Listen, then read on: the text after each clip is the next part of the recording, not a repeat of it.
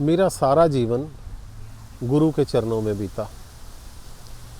बल्कि ये कहना ज़्यादा ठीक होगा कि गुरु ने अपनी बहुत ज़्यादा दया की और मुझे अपने चरणों में रखा। गुरु चरणों में रहने के मुझे जो अनुभव हुए वो मैं चाहता था कि मैं आप लोगों के साथ शेयर करूं। मैं अपने सारे एक्सपीरियंसेस जो मुझे बेनिफिट्स हुए वो शेयर करना चाहता था। मैंने कोशिश की कि मैं इस पर एक किताब लिखूं,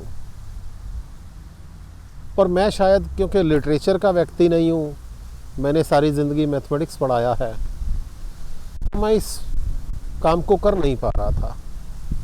मैंने कई बार काफ़ी कुछ लिखा भी, लेकिन वो मुझे कुछ जचा नहीं। फिर मेरे दिमाग में आइडिया आया कि मैं क्यों ना अपने जो एक्सपीरियंसेस हैं वो बोलकर आप लोगों के साथ शेयर करूं। तो मुझे लगा कि हाँ, ये मेरे लिए कुछ आसान रहेगा शायद। तो मैंने फ़ैसला किया कि मैं अपनी एक वीडियो बुक बनाता हूँ। आप इसको वीडियो बुक कह सकते हैं। इसमें मैं अपने सारे एक्सपीरियंसेस आपके साथ शेयर करने की कोशिश करूँगा। सबसे पहले एक बात मैं जो आप लोगों को बहुत स्पष्ट रूप से बताना चाहता हूँ वो ये है कि मैं एक ऑर्डिनरी ह्यूमन बीइंग हूँ। मैं इस काल की दुनिया में रहता हूँ। मेरे अंदर वो सारी कमियां हैं जो किसी भी आम आदमी में होती हैं। मुझे भी काम, क्रोध, लोभ, मोह, अहंकार उसी तरह से तंग करते हैं जैसे किसी भी अन्य व्यक्ति को तंग करते हैं। मैं भी उनके प्रभाव में आता हूँ, मैं भी उनसे जूझता हूँ, और गुरु की दया मुझ पर भी होती है जैसे किसी भी अन्य सत्संगी पर होती है। तो मैं ये कोई सत्संग नहीं कर रहा, मैं कोई उपदेश नहीं दे रहा। किसी उपदेश देने की मेरी ऐसी कोई हैसियत नहीं है। मैंने ऐसी कोई रूहानी तरक्की नहीं की। मैं इसको दोबारा से अंडरलाइन करना चाहता हूँ कि मैंने ऐसी कोई रूहानी तरक्की नहीं की कि मैं कोई सत्संग करूँ। तो कृपया इसको बस एक आम आदमी के जो गुरु की दया के एक्सपीरियंसेस हैं उसी तरह से लीजिए। मेरे परिवार में नामदान का जो सिलसिला है वो कुछ इस तरह से रहा। मेरे माता पिता को बाबा सावन सिंह जी महाराज से नामदान मिला। मेरी दादी भी बाबा सावन सिंह जी महाराज की नाम लेवा थी। मेरे सबसे बड़े भाई का नाम बाबा सावन सिंह जी महाराज ने रखा। मेरे परिवार में मेरे सभी बड़े भाइयों को संत कृपाल सिंह महाराज से नामदान मिला। मुझे संत कृपाल सिंह महाराज से नामदान तो नहीं मिला, पर उनसे धुन की दात मिली। महाराज जी कृपाल सिंह जी जब भी नामदान देते थे तो बच्चों को धुन पर बैठाते थे, जैसा अभी भी होता है। तो उस वक़्त भी धुन पर बच्चों को बैठाया जाता था। ये मेरी माता का मुझ पर बहुत बड़ा उपकार है कि वो मुझे अक्सर सावन आश्रम लाती थी और धुन पर बैठाती थी। मुझे याद है एक बार संत कृपाल सिंह जी महाराज नामदान दे रहे थे तो मेरी माता मुझे सावन आश्रम में लेकर आई। महाराज जी ने धुन पर बैठाना था, तो हम 8 या 10 बच्चे थे जिन्हें महाराज जी ने जो सावन आश्रम में गेस्ट हाउस है उसके बरामदे में धुन पर बैठाया था। उस वक़्त क्योंकि बहुत कम लोग होते थे तो महाराज जी खुद आते थे और बच्चों को धुन पर बैठाते थे। उस वक़्त कोई लाउड स्पीकर से अनाउंसमेंट नहीं होती थी। तो महाराज जी आए और उन्होंने हमें 8 या 10 बच्चों को धुन पर बैठाया। लगभग आधे घंटे बाद या कुछ देर बाद जब महाराज जी उठाने आए, उस वक़्त महाराज जी खुद उठाने आते थे और अनाउंसमेंट करके सबको नहीं उठाते थे इकट्ठा। वो एक एक बच्चे के पास आते थे और उसके सिर पर इस तरह से पैट करते थे और उसे उठाते थे, और फिर एक एक बच्चे से पूछते थे कि क्या तजुर्बा हुआ। तो जब मुझे महाराज जी ने उठाया इस तरह से मेरे सिर पे पैट करके, तो मुझे महाराज जी ने पूछा कि क्या तजुर्बा हुआ, तूने क्या देखा। तो मैं नालायक था, मैंने कहा महाराज जी मुझे तो कोई तजुर्बा नहीं हुआ। तो महाराज जी ने कहा ठीक है, दोबारा बैठो। उस वक़्त महाराज जी का तरीका ये था कि वो किसी भी नामदान लेने वाले व्यक्ति को या किसी भी धुन पर बैठे बच्चे को बिना तजुर्बा के वापस नहीं जाने देते थे। तो महाराज जी ने मुझे कहा कि ठीक है, दोबारा बैठो। अब मैं शायद थक गया था, मैं दोबारा नहीं बैठना चाहता था, लेकिन महाराज जी का जलाल ऐसा था कि उनके सामने कोई कुछ कह नहीं सकता था, तो मैं दोबारा से बैठ गया। इसी बीच महाराज जी ने जब मेरे साथ वाले बच्चे को उठाया तो मुझे जो आवाज़ आई उसमें महाराज जी ने उस बच्चे से पूछा कि क्या तजुर्बा हुआ।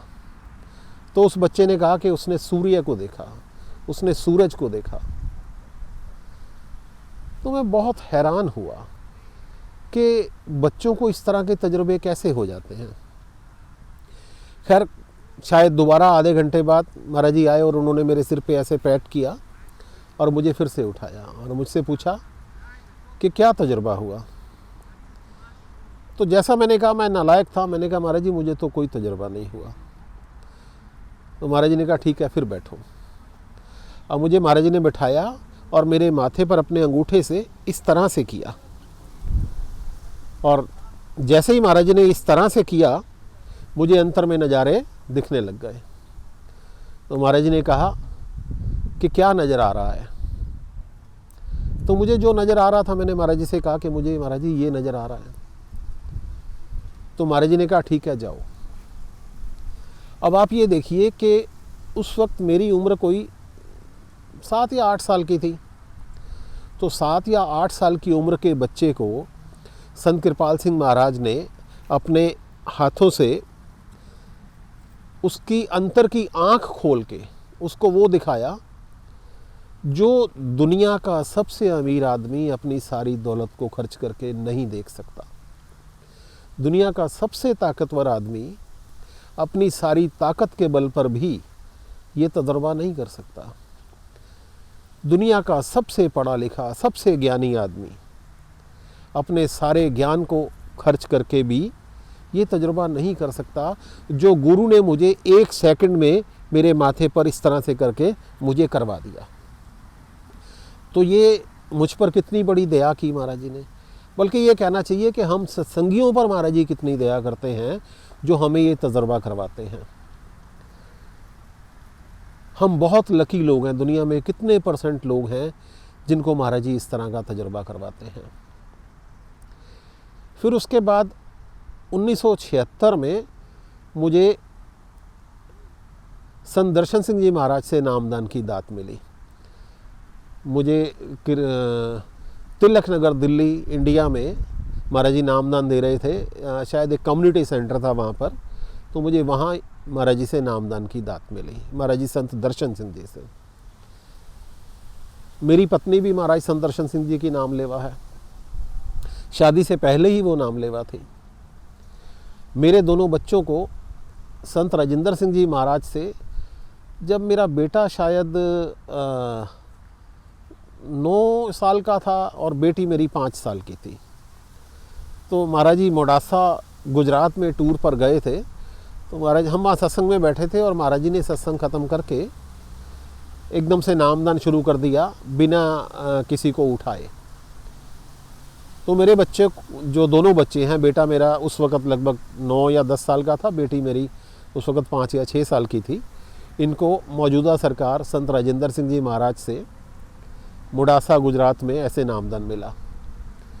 पर मुझे लगा कि ऑफिशियली भी हम नाम लिखवाएं और एक लिस्ट में हमारा ऑफिशियली नाम हो। तो शायद 2016 में या 15 में शिकागो में जो एमिटीविल में सेंटर है, वहाँ मौजूदा सरकार से मेरे दोनों बच्चों को नामदान मिला। तो ये तो मेरे परिवार में महाराज जी के जो नामदान की दौलत कैसे मिली वो मैंने बताया।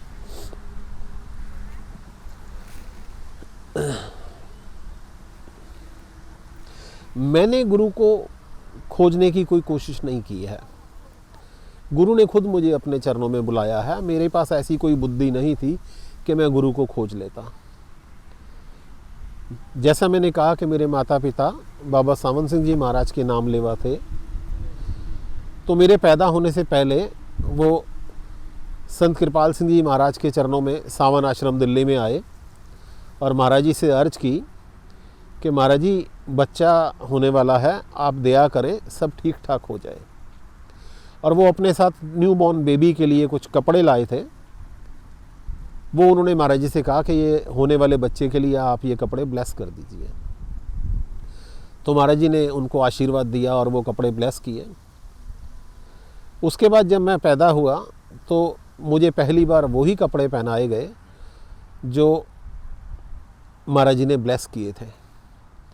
तो मैं ये कह सकता हूँ कि मुझे संत कृपाल सिंह महाराज ने अपने चरणों में मेरे पैदा होने से पहले बुला लिया था। मैं उनकी हाजिरी में अपने पैदा होने से पहले जा चुका था।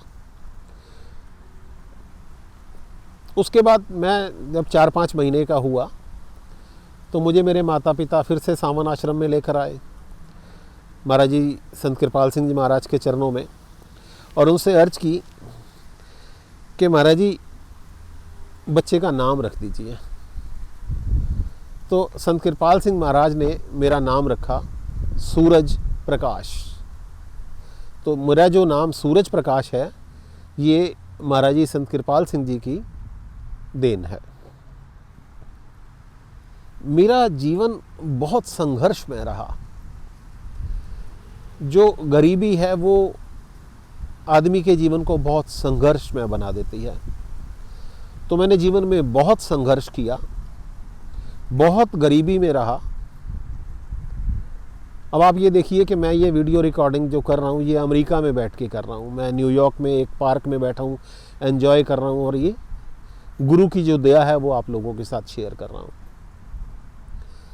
तो मेरा जो जीवन वो बहुत संघर्ष में रहा, और जो कोई दूर से देखे तो उसको ये लगेगा कि शायद मैं बहुत दुखी भी रहा, लेकिन ऐसा है नहीं। जितने भी संघर्ष थे वो महाराज जी की दया से बड़े आराम से निकल गए। अब जब मैं पीछे मुड़ के देखता हूँ तो मुझे एहसास होता है कि किस तरह से महाराज जी ने हर पल हर क्षण मेरी मदद की। मैं जीवन में कभी दुखी नहीं हुआ इतने संघर्षों के बावजूद। सब समस्याएं आती हैं, आदमी को बीमारी होती है, उसकी शारीरिक तकलीफ़ आती है, उसको फाइनेंशियल प्रॉब्लम्स आती हैं, उसके रिश्तेदार, उसके माता पिता चोला छोड़ते हैं। ये सब मेरे साथ भी हुआ, पर मैं शायद दुखी नहीं हुआ कभी भी। मुझे हमेशा एक महाराज जी का सहारा महसूस हुआ। मैं शायद परेशान हुआ कई बारी, और वो परेशान भी इसलिए हुआ क्योंकि मैं रेगुलर भजन करने वाला आदमी नहीं हूँ।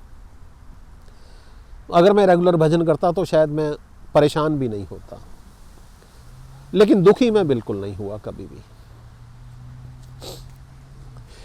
मुझे महाराज जी ने हमेशा अपने कंट्रोल में रखा। अब जब मैं पीछे मुड़ के देखता हूँ तो मुझे एहसास होता है कि मुझे महाराज जी ने कभी भी एक सीमा पार नहीं करने दी। जैसा मैंने कहा कि मैं काल की दुनिया में रहता हूँ, मुझे भी काम, क्रोध, लोभ, मोह, अहंकार सब तंग करते हैं। मैं भी काल के प्रभाव में आता हूँ, मैं भी इन अभावों के प्रभाव में आता हूँ, लेकिन हमेशा महाराज जी की एक प्रेजेंस रही, और महाराज जी ने मुझे एक सीमा से आगे कभी नहीं जाने दिया। तो ये जो उनका कंट्रोल था वो मैं बहुत ज़्यादा स्पष्ट रूप से महसूस करता हूँ। महाराज जी के कंट्रोल में रहने से मैं हमेशा गुरु के दायरे में रहा। इसमें मेरी कोई एफर्ट नहीं है, महाराज जी ने मुझे गुरु के दायरे में रखा, अपने दायरे में रखा। तो मैं क्योंकि हमेशा महाराज जी के एक दायरे में रहा, तो मैं अपनी इस वीडियो बुक का नाम रखना चाहता हूँ गुरु के दायरे में, इन मास्टर्स शेल्टरिंग ग्रेस। मैं अपनी इस किताब को 4 भागों में बांटूंगा। पहले भाग में मैं मेरे परिवार के जो बाबा सावन सिंह जी महाराज के साथ अनुभव हैं, जो एक्सपीरियंसेस हैं, वो आपके साथ शेयर करूंगा। दूसरे भाग में मैं मेरे परिवार की और मेरे जो संत कृपाल सिंह जी महाराज के साथ एक्सपीरियंसेस हैं वो शेयर करूंगा।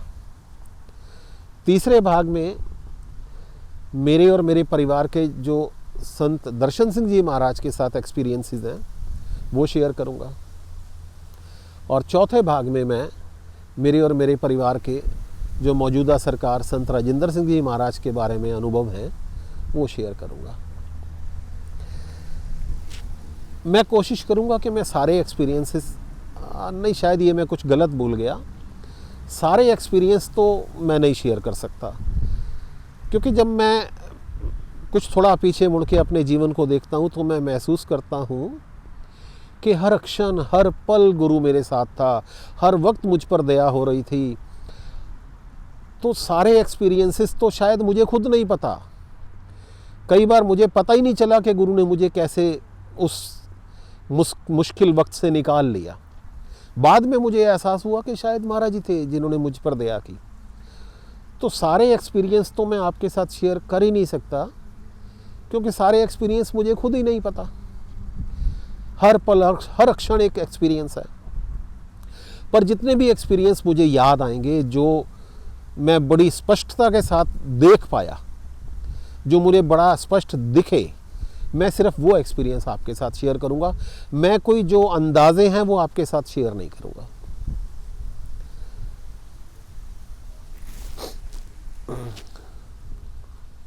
तो जो हम मेरे परिवार के बाबा सावंत सिंह जी महाराज के साथ एक्सपीरियंसेस हैं, वो मैं इस बुक के पहले भाग में आपके साथ शेयर करना शुरू करूंगा।